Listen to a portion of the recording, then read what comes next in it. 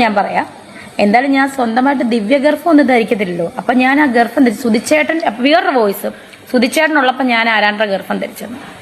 നിനക്കൊക്കെ നാണമാകുന്നില്ല? നിന്റെയൊക്കെ വീട്ടിലെ കാര്യം അന്വേഷിക്കാനുള്ള. അങ്ങനെ നമ്മുടെ രേണു സുധി അബോഷന്റെ കേസുമായിട്ട് പിന്നെയും വന്നിരിക്കുകയാണ്. അതായത് എന്തൊക്കെയാണ് ഇവിടെ കൊച്ചു കേരളത്തിൽ നടക്കുന്നത്? വന്ന് അബോഷൻ വരെ എത്തി.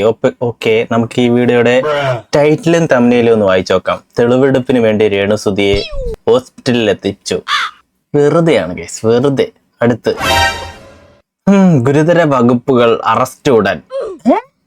അപ്പൊ എന്തായാലും ലേറ്റസ്റ്റ് ആയിട്ട് രേണു സുധിയുടെ ഒരു അപ്ഡേറ്റ് ആണ് നമ്മൾ കാണാനായിട്ട് പോകുന്നത്.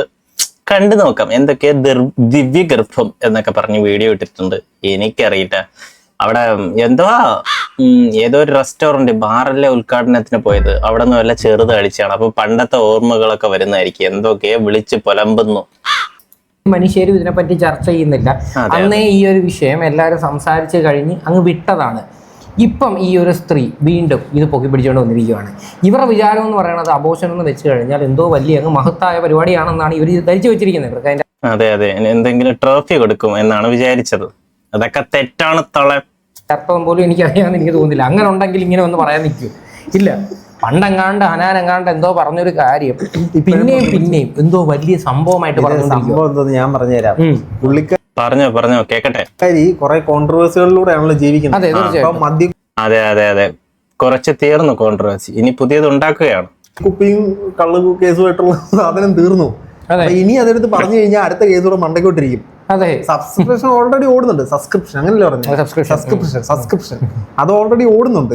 അതിന്റെ കൂടെ പുതിയൊരു സാധനം കൂടി ഇട്ട് കത്തിക്കണം.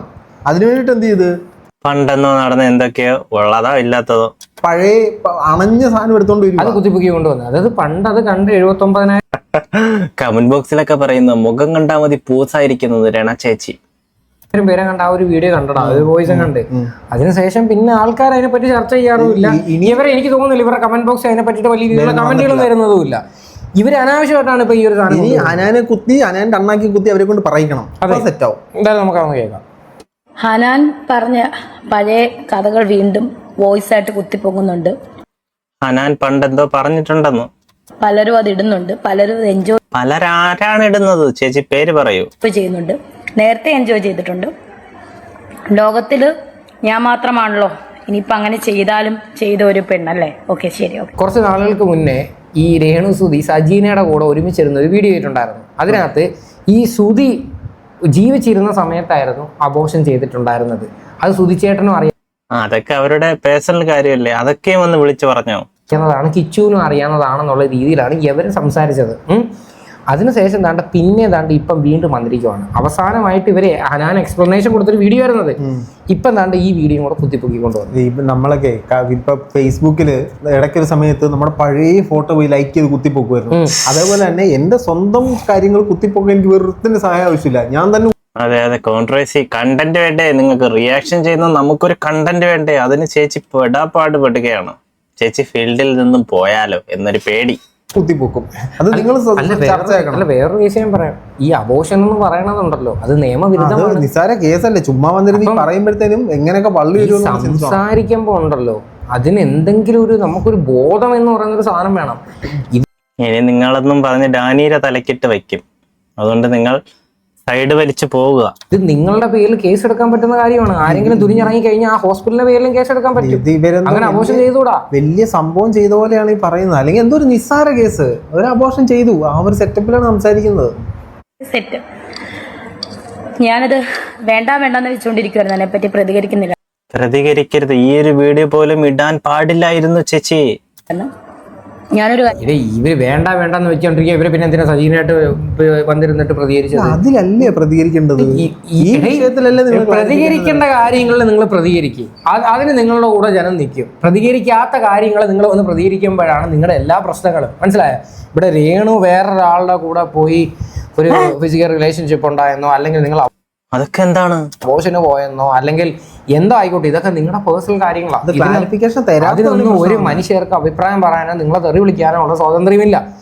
പക്ഷേ നിങ്ങൾ എന്തോ പറയണ്ടേ, നിങ്ങൾ ഒരു ക്ലാരിറ്റിയോടെ കൂടിയിട്ട് ഈ ഒരു വിഷയം നിങ്ങൾക്ക് വേണം തീർക്കാം. ബാക്കി എന്ത് വിഷയം ചോദിച്ചാലും നീ ആരോടാ ചോദിക്കുക, നീ ആരോടാ ചോദിക്കുന്നത്, ഇതിനെ കുറിച്ച് മാത്രം ചോദിക്കുമ്പോൾ അതിനകത്ത് എനിക്ക് മറുപടി പറയാൻ താല്പര്യമില്ല. അപ്പൊ കാണുന്ന ആൾക്കാർക്ക് ഇതിൽ എന്തോ ശരിയുണ്ടെന്നുള്ളത് ഫീൽ ചെയ്യും. അങ്ങനെ ചിന്തിക്കത്തുള്ളൂ. കാര്യം ചോദിച്ചോട്ടെ, അല്ലാത്തവരോടൊക്കെ എടുത്ത് അവള് ചാടുന്നല്ലോ, ഇത് സത്യമാണോ? നിനക്കൊക്കെ എന്തിന്റെ കേടാണ്? അതെ, എന്തിന്റെ കേടാണ്?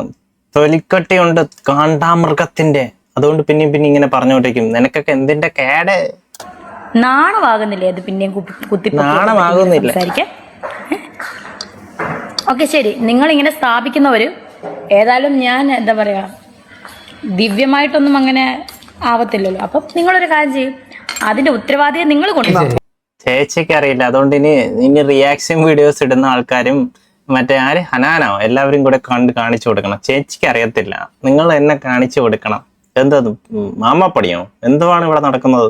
നമ്മളിനി അതുകൂടെ കൊണ്ടുവരണം. നിങ്ങൾ ഗർഭിണി ആയിട്ടുണ്ടെങ്കിൽ അതിന് ഉത്തരവാദി ഞങ്ങളെങ്ങനെയാണ് കണ്ടുപിടിക്കുന്നത്? ഞങ്ങൾക്ക് എങ്ങനെ അറിയാവുന്നത് അത് ആരാന്ന്? രേണു ഇത് പറയുമ്പോൾ ശ്രദ്ധിച്ചു പറയണം. രേണു കുറച്ച് നാളുകൾക്ക് മുമ്പേ ഞാൻ വേറെ കെട്ടിട്ടുണ്ട്, നീയൊക്കെ കൊണ്ടുപോന്ന് പറഞ്ഞപ്പോഴേ പല ആൾക്കാരും കുത്തിപ്പൊക്കിക്കൊണ്ട് വന്നേ. രേണു ഇത് മറക്കാനാണെന്ന് താല്പര്യമെങ്കിൽ ഇങ്ങനെ ഈ വെല്ലുവിളിയാണ് രേണുവിന്റെ ഏറ്റവും വലിയ പ്രശ്നം. ഇത് കൊണ്ടുവരാൻ എന്ന് പറയുമ്പോഴത്തേക്ക് നമ്മളത് എവിടുന്ന് പോയി കണ്ടുപിടിക്കും? എവിടുന്നേലും കൊണ്ടുവരണം. ഇതൊക്കെ നിന്റെ നാടല്ലേ, എവിടുന്നാന്ന് വെച്ചാൽ കൊണ്ടു പറയാനില്ല കേട്ടോ. ഇങ്ങനെയൊക്കെ വന്ന് സംസാരിക്കാനും വേണം ഒരു ഉളുപ്പ്. ഉളുപ്പില്ല, അതുകൊണ്ടാണേ കൊണ്ടുവന്നിട്ട് നിങ്ങൾ ബാക്കി കാര്യം ചെയ്യും. അല്ല ഇപ്പൊ എനിക്ക് എന്താ പറയാൻ പറ്റുന്നത്? ചേച്ചി ഒന്നും പറയണ്ടായിരുന്നു. നിങ്ങൾ ഹോസ്പിറ്റലിൽ പറയുന്നു, അങ്ങനെ ചെയ്തെന്ന് പറയുന്നു. ഞാൻ ഇതിനെപ്പറ്റി ഒന്ന് പ്രതികരിക്കാതിരിക്കുമായിരുന്നു. കാരണം ഹനാൻ എന്റെ ഒരു സുഹൃത്തായിരുന്നു. പുള്ളിക്കാരി എങ്ങനെയാണ് ഇങ്ങനെ തിരിഞ്ഞെന്നും എനിക്കറിയാം. ഇപ്പൊ ആരെങ്കിലും സുഹൃത്തുണ്ടോ? എന്തെല്ലാം കോൺട്രവേഴ്സി വന്നാലും അതിലെല്ലാം പറയുന്ന ഒരു കാര്യമാണ്, അവൾ എന്റെ സുഹൃത്തായിരുന്നു നേരത്തെ, എങ്ങനെ തിരിഞ്ഞെന്ന് അറിഞ്ഞൂടാ. ഇത് സെയിം ഡയലോഗ് ഞാൻ എത്രയോ പ്രാവശ്യം കേട്ടിരിക്കുന്നു. സുഹൃത്താണെന്നുള്ള കാര്യം സമ്മതിച്ചേ, അപ്പൊ സുഹൃത്ത് കള്ളമായിരിക്കത്തില്ല പറയുന്നതെന്നുള്ളൊരു കാര്യം ഏകദേശം ക്ലാരിറ്റി ആയി. ഇനി വേറെ കാര്യം പറയാം, ഈ ഹനാൻ ഈ ഒരു കേസ് പറഞ്ഞിരിക്കുന്നത് ഷബീന ബീവിയുടെ അടുത്ത് മാത്രമൊന്നും അല്ലായിരുന്നേ, അതും കൂടെ ഞാൻ എടുത്ത് പറയാം. ഹനാൻ ഈ ഒരു കേസ് വേറെ ആൾക്കാരുടെ അടുത്ത് പറഞ്ഞിട്ടുണ്ട്, അത് നമുക്കറിയാവുന്ന ഒരു കേസാണ്. അപ്പം എന്തെങ്കിലും ഒരു സത്യാവസ്ഥ ഇല്ലാതെ ഞാനിത് പറയേണ്ട കാര്യമുണ്ടോ? ഇല്ല. അപ്പം ഇങ്ങനെ ഒരു അലിഗേഷൻ, ഇത്ര സീരിയസ് അലിഗേഷൻ നിങ്ങളുടെ പേരിൽ വന്ന സ്ഥിതിക്ക് നിങ്ങളത് പ്രൂവ് ചെയ്യും. അത് ചേച്ചി പ്രൂവ് ഒന്നും ചെയ്യാൻ നിൽക്കേണ്ട, സൈഡ് വലിച്ച അടുത്ത കണ്ടന്റ് എടുത്തിട്ട് അപ്പം ഇത് സൈഡാവും. ചേച്ചി ഈ കാര്യം ഇപ്പൊ പറയണ്ടായിരുന്നു. അതാണ് നിങ്ങളുടെ കഴിവ്. അത് നിങ്ങൾ അതായത് ജനങ്ങളുടെ മുന്നിൽ നിങ്ങളത് തെളിയിച്ചു കൊടുക്ക്.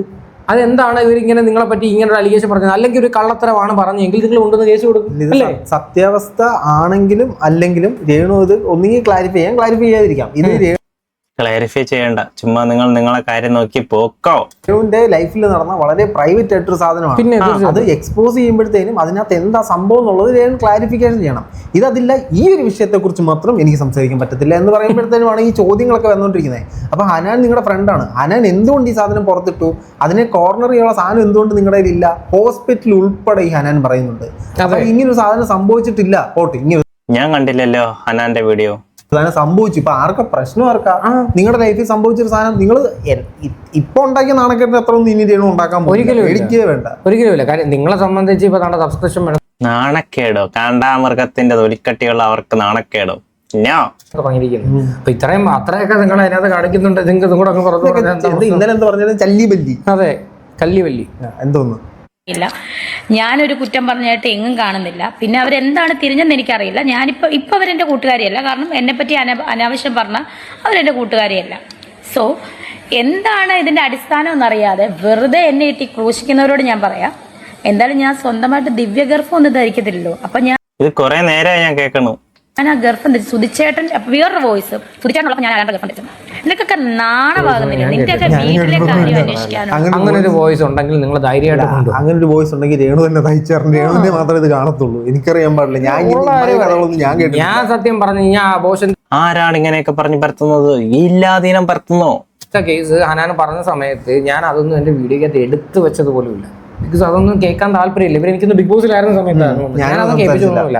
പിന്നെ കോൺട്രവേഴ്സി ആയ സമയത്താണ് ഞാൻ സത്യം പറഞ്ഞത് കേട്ടത്. ഇതിനകത്ത് രേണുവിന്റെ എനിക്കിപ്പോ മനസ്സിലാക്കുന്ന ഒരു സാധനം, രേണുവിന് ഇപ്പൊ ആരും ഇല്ല കൂടെ. അപ്പൊ നേരത്തെ ഞാൻ വീഡിയോ കാണാറില്ല, ഞാൻ കമന്റ് ബോക്സ് നോക്കാറില്ല എന്ന് പറയുമ്പോൾ സ്വന്തമായിട്ട് ഇപ്പൊ പ്രതികരിച്ചു തുടങ്ങി. ഇപ്പൊ ആരും കൂടില്ല. പുള്ളിക്കാരി ഒരു ഒറ്റപ്പെട്ട സ്റ്റേജിലോട്ട് പോവാണ്. അതിന്റെ കാരണവും നിങ്ങൾ തന്നെയാണ്. സജീന ഇവരെ വെള്ളം പൂശാനായിട്ട് 1.5 ലിറ്റർ വെള്ളം എടുത്ത് മണ്ടക്കൂടെ ഒഴിച്ചു, എന്നാലും സമ്മതിക്കത്തില്ല. ഈ രേണുസുതി എന്ത് കാണിക്കുന്നത് നോക്കി നടക്കുന്ന ചെറ്റകളാണല്ലോ നീയൊക്കെ. ആരെയാണ് ചേച്ചി പറഞ്ഞത്? നാണോ മാനവില്ലേ? അതെ അതെ, നാണം മാനമില്ലടാ നിനക്കൊക്കെ.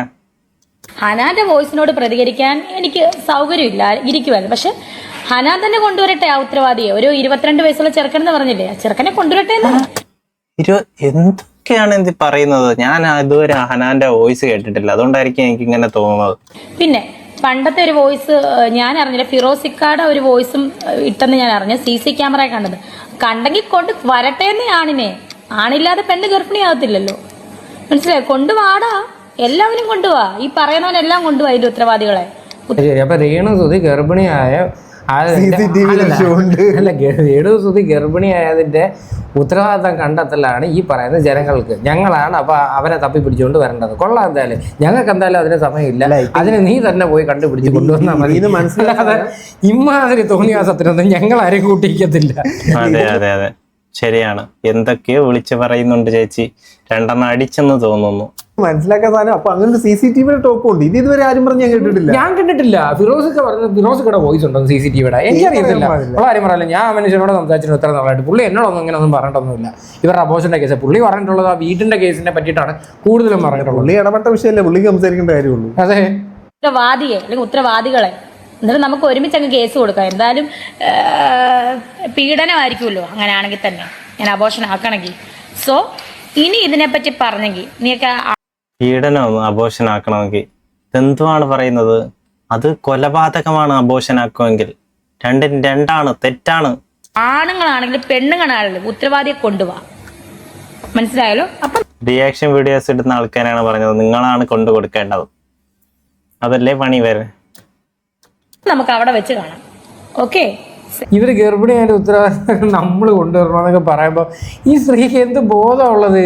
ഇപ്പോൾ ഈ സ്ത്രീ സപ്പോർട്ട് ചെയ്തുള്ള മൊണ്ണാളുണ്ടല്ലോ. ഏണു നല്ല PR വർക്ക് കേട്ടോ. എല്ലായിടത്തും പോയി പോസിറ്റീവ് കമന്റ് ഏണുവിന് വേണ്ടി പോസ്റ്റ് ക്രിയേറ്റ് ചെയ്യുക. എല്ലാവരും നമുക്ക് അറിയത്തില്ല. നല്ല PR വർക്ക് നടക്കട്ടെ, ഒരു കുഴപ്പമില്ല. എന്തുവാ ബിഗ് ബോസിൽ മാത്രമല്ല പുറത്തും PR ഓ? എന്തുവാണിത്? അതെ, വേറൊരു വീഡിയോ കൂടെ ഉണ്ട് കേട്ടോ. ഒരു ചേച്ചി പ്രതികരിക്കുന്ന ഒരു വീഡിയോ ഏണുവിനെ പറ്റി. മിക്ക സ്ത്രീകളും ബ്യൂട്ടി പാർലറിൽ പോകാറുണ്ട്, പുരുഷന്മാരും ബ്യൂട്ടി പാർലറിൽ പോകാറുണ്ട്. പക്ഷെ ഈ കോസ്റ്റ്യൂമിൽ ഫേഷ്യൽ ചെയ്ത് കൊടുക്കുന്ന ബ്യൂട്ടി പാർലർ ഏതാണെന്ന് അറിയാവോ? ഈ കോസ്റ്റ്യൂമിലാണ് അവിടെ ഫേഷ്യൽ ചെയ്യുന്നതെന്ന് തോന്നുന്നു. റീച്ചിന് വേണ്ടി ഏത് കോസ്റ്റ്യൂമും കിട്ടും. അതെ അതെ, ഇതിന് ഇപ്പൊ സബ്സ്ക്രിപ്ഷനിൽ ഇട്ട് കാണും. അല്ലാത്ത അവതാരം തന്നെ. ഞങ്ങൾ പറയുന്നല്ല കേട്ടോ. ഇങ്ങനെ ഒരുപാട് സ്ത്രീകൾ നിങ്ങളെ പ്രതികരിക്കുന്ന വീഡിയോസാണ്. അതിലൊരെണ്ണമാണ് ഇത്. ഇപ്പൊ ഞങ്ങൾ പറഞ്ഞാലല്ല ഉള്ള കുഴപ്പം. ഞങ്ങൾ എടുത്ത് വെച്ചാൽ മതി, നിങ്ങൾ ഇതങ്ങ് വെച്ചങ്ങ് കാണിച്ചാൽ മതി. അപ്പൊ നിങ്ങൾ തന്നെ അതൊക്കെ കണ്ട് മനസ്സിലാക്കിക്കോ. ഇതിൽ കൂടുതൽ ഞാനത് ഒന്നും പറയുന്നില്ല. അതുകൊണ്ട് രേണു ഇവിടെ മനസ്സിലാക്കേണ്ട പ്രധാനമായിട്ടുള്ള കാരണം, രേണുവിൻ്റെ ഗർഭത്തിന് ഉത്തരവാദിയെ കണ്ടുപിടിക്കേണ്ടതല്ല ഞങ്ങളുടെ പണി. ഓക്കെ, ഇതിൽ പടോട്ടല്ല, പണത്തിൻ്റെ പേര് പറഞ്ഞതല്ല. ഇതെന്റെ ഗർഭമല്ല, എന്റെ ഗർഭം ഇങ്ങനെയല്ല എന്ന് ജഗതി പറയുന്നതാണെങ്കിൽ അതേ ഒരു സീനാണ് നിങ്ങളുടെ രേണുവിന് നിർബന്ധമാണെങ്കിൽ ഡിറ്റക്റ്റീവ് ഏജൻസികളുണ്ട്. രേണു തന്നെ അവരെ ഹയർ ചെയ്ത് കഴിഞ്ഞാൽ രേണുവിനെ കണ്ടുപിടിച്ചു.